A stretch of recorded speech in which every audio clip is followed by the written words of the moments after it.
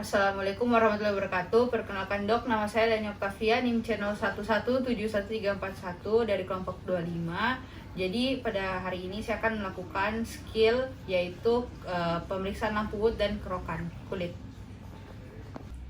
Jadi pertama-tama alat dan bahannya adalah, yang pertama itu adalah jarum inokuler, yang kedua itu ada alcohol swab, tiga ada handscoon steril, ada scalpel, ada objek gelas dan cover gelasnya, ada kaca pembesar atau loupe, ada juga marker ataupun untuk alat tulis menulis nanti, ada cawan Petri, ada lampu wood, ada methylene blue, ada KOH 10%, ada mikroskop binokuler, dan juga ada lampu spiritus. Selamat pagi Pak. Pagi dok. Perkenalkan, saya Dr. Leoni yang bertugas pada poliklinik hari ini. Kalau boleh tahu dengan Bapak siapa saya bicara? Bapak Edward Matasi. Oke, Bapak Edward. Umurnya berapa? Umur 30 dok. Oke, umur 30. Di mana tinggal Pak? Di Petarani. Petarani. Oh iya Pak, kalau boleh tahu datang sini kenapa Ki Pak? Ada Ini keluhan dok. apa? Ada apa kayak terkelupas ke kulit tangan gue dok. Oh, terkelupas-kelupas di. Iya. Oh ya Pak, mungkin nanti saya akan periksa Pak. Nah ini nanti saya akan periksa menggunakan namanya lampu wood ini. Nah ini lampu wood berfungsi untuk melihat efloresensi ataupun melihat bagaimanakah apa yang terjadi di bagian yang Bapak keluhkan. Nah nanti ini lampu ini akan mengeluarkan sinar ultraviolet Pak. Nah ini sinar ultraviolet ini nanti mungkin agak sedikit hangat di bagian tangannya Bapak. Kalau bisa bagaimana Pak? Apakah Bapak bersedia kah? Iya bersedia dok. Oke, jadi Pak selagi saya mempersiapkan alat dan juga lingkungannya, jadi Bapak boleh duduk di kursi yang telah disediakan. Jadi pertama-tama kita akan memanaskan lampu wood ini selama 1 menit. Oke.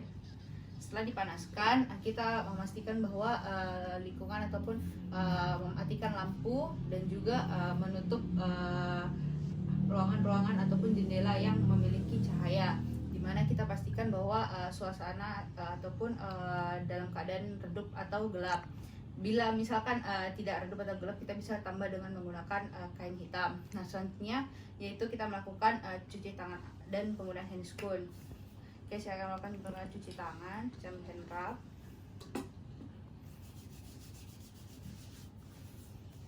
Melakukan cuci tangan 6 langkah.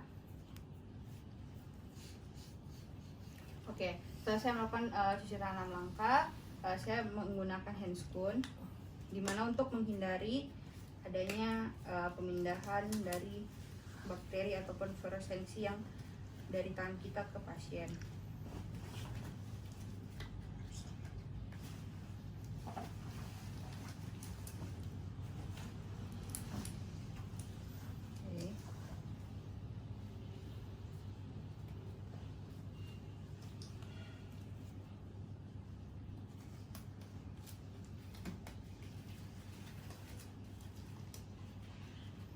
Setelah kita melakukan cuci tangan rutin dan juga menggunakan handscoon, selanjutnya saya akan melakukan persiapan pasien. Tabe di Pak, tangannya sebelah mana? Oke, jadi kita pastikan terlebih dahulu bahwa tangan dari pasien itu tidak ada make up ataupun hal-hal seperti bedak atau foundation ataupun sunblock, dimana benar-benar tangan pasien dalam keadaan alami. Nah, dimana juga kita menghindari apakah Bapak apabila ada seperti obat topikal ataupun hal-hal yang seperti bahan kimia, kita hindari juga, karena hal ini bisa mengganggu dari nanti pada saat kita melihat menggunakan lampu wood, yaitu efloresensi atau efloresensinya. Selanjutnya yaitu tadi Pak, setelah saya tadi memanasi namanya ini lampu wood. Nah selanjutnya yaitu lampu wood ini kita dekatkan. Tapi Pak, saya mulai pencahayaannya. Jadi kita sinari menggunakan lampu wood ini daerah yang dikeluhkan sama pasien. Ini kita sebesar jaraknya itu 4 sampai 5 inci untuk kita melihat. Oke, setelah kita sinari, kita baru lihat efloresensi, membaca efloresensinya. Oke, setelah kita membaca efloresensinya, tadi Pak, kita akan melakukan kerokan kulit pada Bapak. Jadi Pak, mungkin setelah saya baca tadi bagian bagaimana kulitnya Bapak yang Bapak keluhkan, selanjutnya untuk memperdalam lagi kira-kira itu yang Bapak keluhkan apa, saya akan melakukan kerokan kulit Pak. Jadi nanti saya menggunakan alat Pak, namanya ini scalpel. Nanti Pak, saya akan kerokan di bagian kulitnya Bapak seperti kayak yang putih-putih ataupun yang kita kasar-kasar tadi. Bapak bersedia, Ji? Ya, Dok. Oke, jadi selanjutnya untuk melakukan ini saya mungkin akan mencuci tangan lagi menggunakan aseptif untuk menghindari kontaminasi.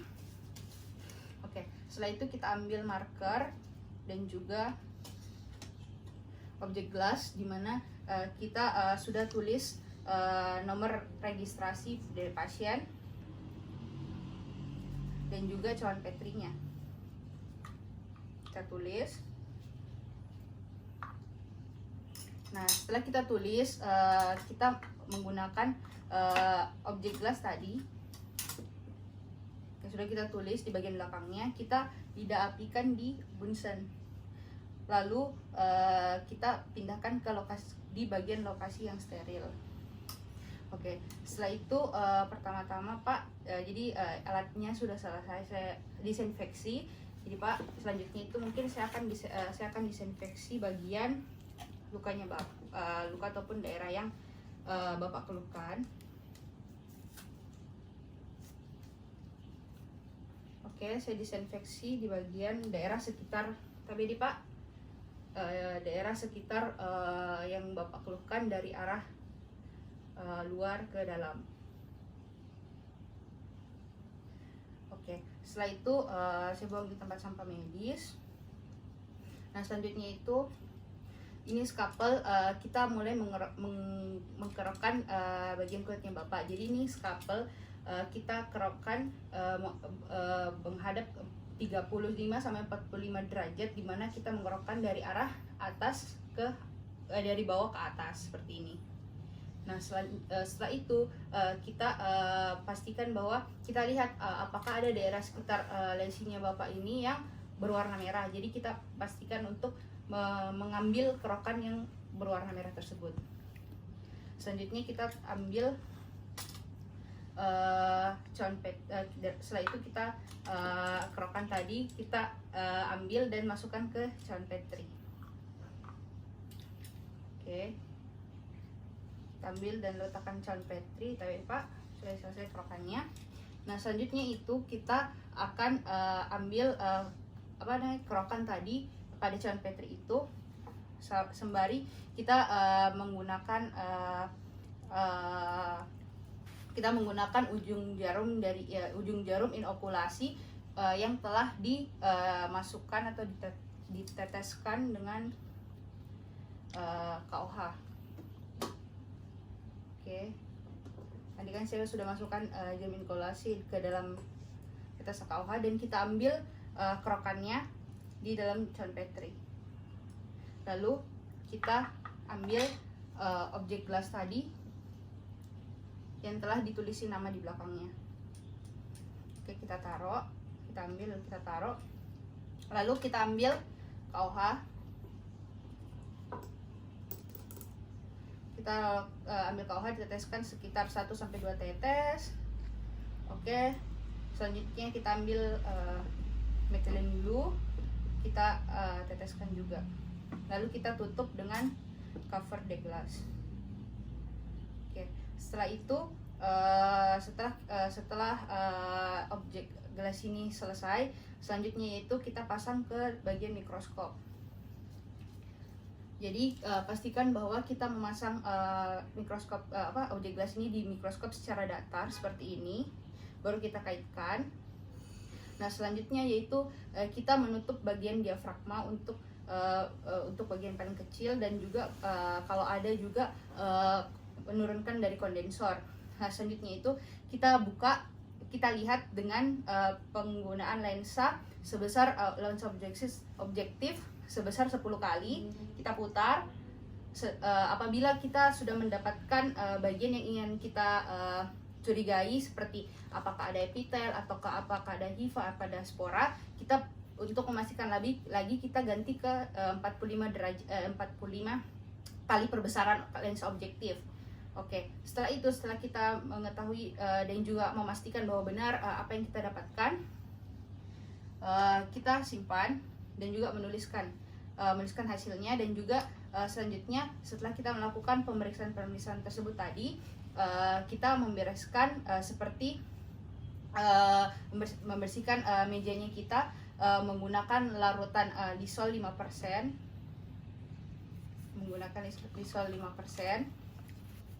dan juga kita mencuci tangan kita, tapi menggunakan handscoon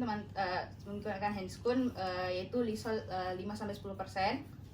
Terus juga sediaan juga yang tadi kita telah pakai seperti scalpel dan teman-temannya calon petri, kita bersihkan juga dengan Lysol 5-10%. Selanjutnya setelah kita bersihkan, kita cuci tangan rutin dan juga dan handscoon tadi kita juga bersihkan menggunakan Lysol. Setelah itu kita buang handscoon tadi ke tempat medis, ke tempat sampah medis. Nah, setelah kita buang ke tempat sampah medis, kita akan melalui proses pengiriman. Jadi hasil tadi yang kita sudah periksa, kita akan rekatkan hasilnya tadi ke dalam amplop. Nah, amplop ini nanti berisi data dari bapak dan juga hasil dari apakah tadi kita melakukan pemeriksaan mikroskopik ataukah pemeriksaan biakan.